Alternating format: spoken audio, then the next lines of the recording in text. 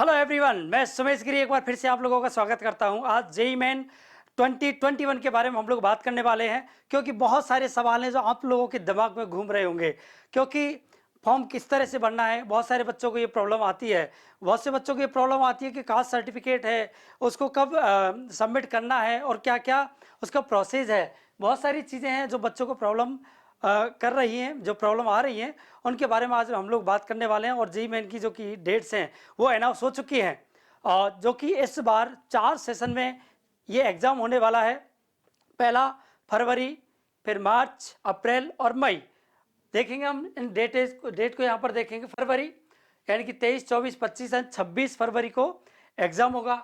उसके अलावा मार्च में 15, 16, 17 और 18। इसके बाद अप्रैल 27, 28, 29 एंड 30 यानी कि 30 अप्रैल। इसके बाद मई 24, 25, 26, 27 एंड 28, 5 डेज। मई में 5 दिन दिए गए हैं।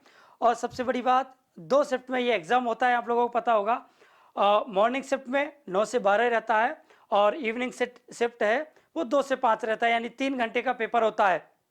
3 घंटे का पेपर जो रहेगा वो पहला पेपर रहता है, यानी कि बीटेक जो बच्चे के जो पेपर देने वाले हैं उनके लिए ये 3 घंटे का पेपर रहेगा। और ये पेपर चारों सेशन में बच्चा दे सकता है, यानी कि फरवरी, अप्रैल तक और मई, यानी कि फरवरी, मार्च, अप्रैल और मई, यानी कि चारों महीने जो पेपर होंगे चारों में आप पार्टिसिपेट कर सकते हो। और इनमें से जिसमें आपके ज़्यादा नंबर आएंगे वही नंबर आपके काउंट होंगे, उसी से आपकी मेरिट लिस्ट बनेगी। इसके अलावा एक जो चेंजेस आए हैं वो थोड़ा सा चेंज है, यानी कि जो सेकंड पेपर है बी आर्क और बी प्लानिंग का, ये पेपर चारों सेशन में नहीं होगा, केवल 2 में ही होगा, यानी कि फरवरी और मई। इसको याद रहे, बच्चे कई बार कंफ्यूज हो जाते हैं कि चारों सेशन में पेपर हो रहा है तो क्या सेकंड पेपर भी चारों में होगा? चारों में नहीं होगा, केवल फरवरी और मई, यानी कि 2 महीने में के ये 2 में होगा बस। इसके अलावा ये पेपर नहीं होगा, यानी कि एक साल में 2 बार ये पेपर होगा। और ये पेपर होता है 3.5 घंटे का। 3 घंटे का होगा पहला पेपर, सेकंड पेपर है वो 3.5 घंटे का है। लैंग्वेज इस बार, पहले केवल 2 लैंग्वेज में होता था, इस बार 13 लैंग्वेज में ये पेपर हो रहा है, यानी कि इंग्लिश, हिंदी, आसामी, बंगाली, गुजराती, कन्नड़, मराठी, मलयालम, उड़ीसा, पंजाबी, तमिल, तेलुगु और उर्दू, यानी कि 13 लैंग्वेज में ये पेपर हो रहा है। आप लोगों की सबसे बड़ी जो समस्या, जो दिमाग में जो सवाल हैं, वो आज हमने कुछ यहाँ पर लिखे हुए हैं। क्या क्या आपकी प्रॉब्लम हो सकती है, क्या क्या आपको प्रॉब्लम आ सकती है। और बहुत से बच्चों ने एनटीए की साइट पे वहाँ पे उन्होंने लगाए हुए हैं, और बच्चों ने जो क्वेरी किए हैं उसके अकॉर्डिंग हमने यहाँ पे ये ली हुई हैं।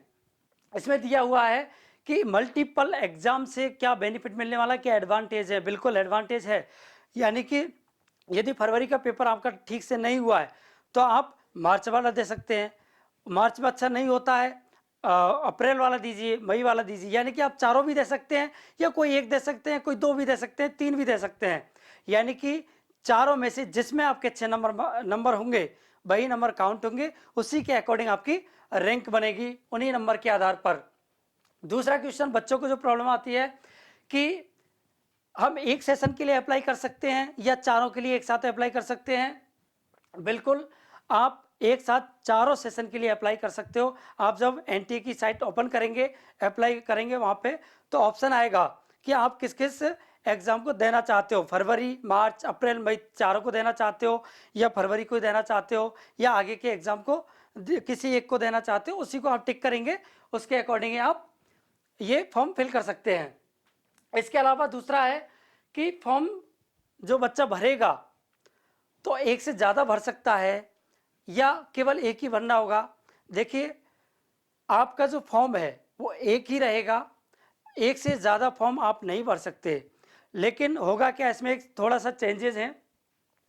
मल्टीपल जो फॉर्म है, यानी कि आपने एक फॉर्म भर दिया आपके नाम से और दूसरा फॉर्म फिर अप्लाई करते हो अलग से, तो वो एक्सेप्टेड नहीं होगा, ये याद रहे। हाँ, लेकिन आपके उसी नंबर से, यानी कि आपने जो फॉर्म भरा है उसी से जब दूसरे सेशन का आप दोबारा से अप्लाई करना चाहते हो तो एक डेट टाइम आएगा, उसी में आप वापस से उसको एडिट कर सकते हो। वही रोल नंबर यूज़र आईडी आपको यूज़ करना होगा, उसी से आपको ओपन करना होगा, रोल नंबर आपका वही रहेगा, कोई चेंजेस नहीं आएंगे। यदि आप दूसरा फॉर्म भरते हो तो आपका ये मान्य नहीं होगा, यानी कि रिजेक्ट कर दिया जाएगा, फ्रॉड में आ जाते हो, है ना। तो ये याद रहे। इसके अलावा कैंडिडेट फरवरी में यदि अप्लाई कर रहा है और फरवरी के लिए अप्लाई नहीं कर पाया, आगे के अप्लाई कर पाएगा, बिल्कुल कर पाएगा।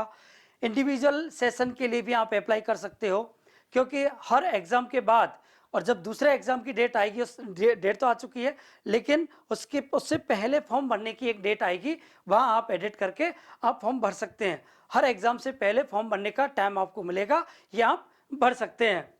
इसके अलावा कैंडिडेट जब जैसे रिजल्ट आता है, रिजल्ट के बाद ही डेट आएगी। फीस, यदि किसी बच्चे ने चारों का, यानी कि चारों डेट पे बच्चा एग्जाम देना चाहता है और फॉर्म भर दिया है, फीस जमा करा दी है, और वो बाद में चाहता है कि नहीं मुझे आगे का एग्जाम है, वो जैसे कि मई का मुझे एग्जाम नहीं देना है, तो रिफंड होगी फीस, बिल्कुल होगी। आपकी फीस रिफंड तब होगी जब जेई मेन का मई में जो एग्जाम है उससे पहले आपको रिफंड के लिए वहाँ अप्लाई करना पड़ेगा और आपका वहाँ से रिफंड हो जाएगा। इसके अलावा अगला सवाल जो बच्चों की तरफ से आया है, एक साथ फीस जमा करा सकते हैं, बिल्कुल। आप चारों सेशन की, जो सेशन आप सेलेक्ट करेंगे उसके अकॉर्डिंग आपको फीस जमा करनी है। इसके अलावा एग्जाम सेंटर और सिटी यदि चेंज करनी हो, तो जैसे फरवरी में आपने कोई सेंटर और सिटी आपने फिल कर दिया, लेकिन मार्च में आप दूसरी सिटी और सेंटर चाहते हैं, तो बिल्कुल आप चेंज कर सकते हैं, क्योंकि मार्च में जब एग्जाम होगा उससे पहले आपको ये मौका मिलेगा, उस टाइम आपको ये चेंज करने पड़ेंगे। करेक्शन की डेट आती है बाकायदा, उसमें आपको चेंज करने होते हैं। सिलेबस में किसी तरह कोई चेंज है? सिलेबस में किसी तरह कोई चेंज नहीं है, जो कि आपको बहुत सारे वीडियोज में मिल चुका होगा। मैं आपको बता देता हूँ कि सिलेबस में किसी तरह का कोई चेंजेस नहीं है। पहले 25 क्वेश्चन जो आते थे उसकी जगह 30 क्वेश्चन आएंगे, लेकिन करने आपको 25 हैं, 25 ही क्वेश्चन आपको करने हैं। और बहुत से बच्चे ये समझ रहे हैं कि 25 हमने कर दिए, बहुत से बच्चे 30 भी तो करके आ सकते हैं, ऐसा नहीं होगा। आपने पहले 25 जो कर दिए हैं, भाई एक बार 26 वाला आप हल नहीं कर सकते, वो सबमिट ही नहीं होगा, ठीक है। इसके अलावा दिव्यांगों के लिए क्या है, जो फिजिकल हैंडीकेप स्टूडेंट हैं उनके लिए पहले एनटीए की तरफ से ही प्रोवाइड करवाते थे। उनके जो साथी होते थे कि बच्चों को जो हैंडीकेप होते हैं बहुत से लिखने में प्रॉब्लम होती है उनको, तो उनके लिए अब खुद को ही ले जाना पड़ेगा, और वो जाके आप खुद को ही ले जाना पड़ेगा। इस बार ये फैसिलिटी की गई है कोविड के चक्कर में। इसके अलावा जो कास्ट सर्टिफिकेट है उसकी बड़ी समस्या आ रही है, बच्चों की बहुत सारी क्वेरी है, मेरे पास भी कई बच्चों के कॉल आए हैं कि सर कास्ट सर्टिफिकेट अभी मेरा बना नहीं है, तो उस बेस में, उस केस में मुझे करना क्या होगा। उस केस में सिंपल है, आपको आपके हैंड राइटिंग का, आपके लिखित में या एनटीए की साइट पे आप जाएंगे, वहाँ से इसको आप डाउनलोड करेंगे और यहाँ आपके सिग्नेचर और नाम लिख करके और इसको आप अपलोड कर सकते हैं। लेकिन कास्ट सर्टिफिकेट आपका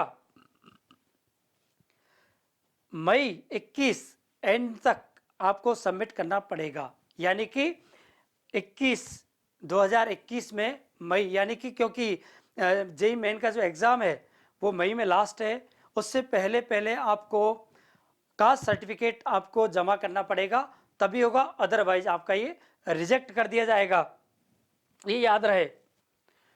इसलिए जेई मेन में आप लोगों की बहुत सारी क्वेरी लगभग क्लियर हो गई होगी, फिर भी बहुत से बच्चों की क्वेरी होंगी। कोई भी क्वेरी हो आप कमेंट बॉक्स में जाएं, वहाँ अपने कमेंट करें, और जो भी आपकी क्वेरी होगी बिल्कुल आपको मैं सॉल्व करूँगा।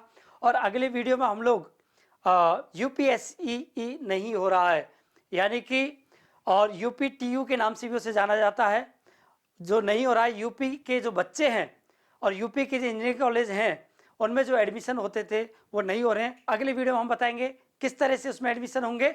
तो इस चैनल को सब्सक्राइब करें, लाइक करें, बेल आइकन को जरूर क्लिक करें, जिससे सबसे पहले नोटिफिकेशन आपके पास पहुंचे। थैंक यू, धन्यवाद।